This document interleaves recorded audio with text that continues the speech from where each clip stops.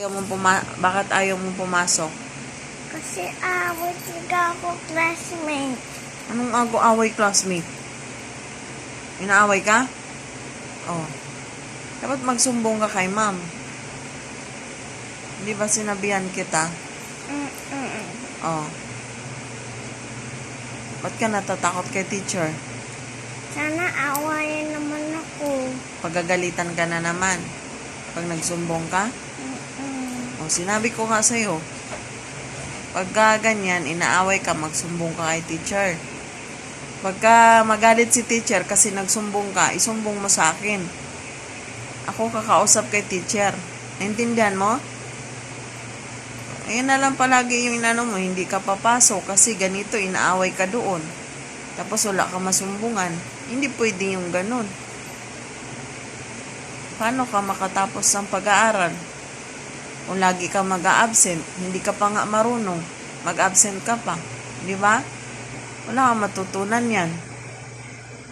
Naintindihan mo? Ano sabi ko sa'yo? Naintindihan mo ba ako? Anong sabi ko sa'yo? Huwag kang tumawa-tawa dyan. Tapos sasabihin mo, ma, hindi ako papasok, ma. Kasi inaaway ako ng classmate ko. Di ba mula kinder hanggang ngayon, lagi kong pinapaalala sa inyo ni ate na pag may mang-away sa inyo, magsumbong kay teacher. Kasi si teacher ang pangalawang, Pangalawang? Nanay.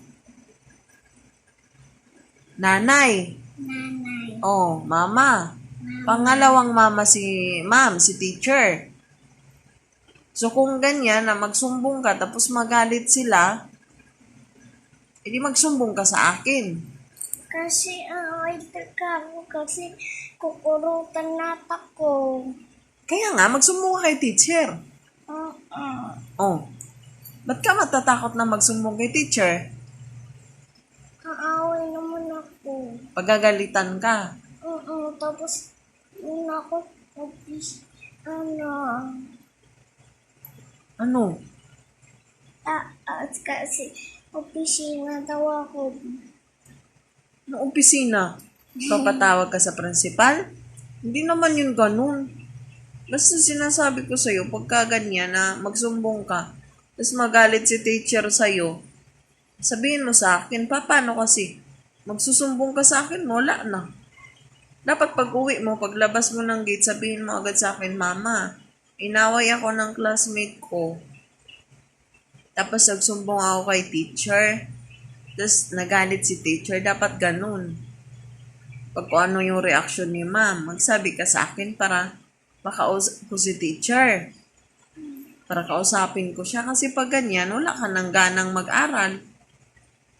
Diba? Katulad ngayon, lagi, ma, bukang bibig mo, ma, hindi na ako papasok. Hindi ako absent ako, ma. Hindi yan maganda.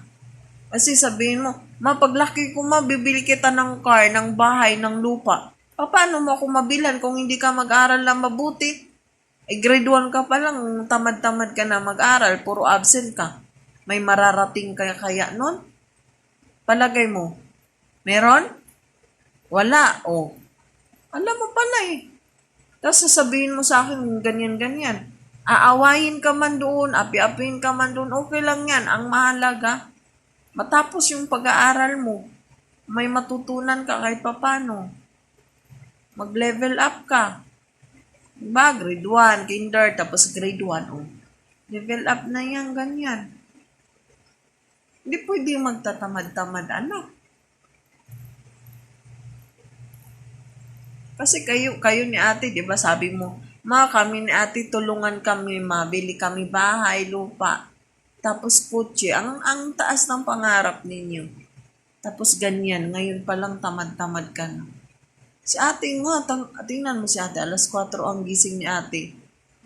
Gumigising ako sa si ate eh. Kasi gusto niya mag-aral. Dapat ganun ka din. Kasi may pangarap kayo eh. Once na ang bata may pangarap, dapat magsipag. Hindi tatamad-tamad. Diba? Naintindihan mo? Mag-aral ka na. Papasok ka na. O ka tamad-tamad, sipain kita.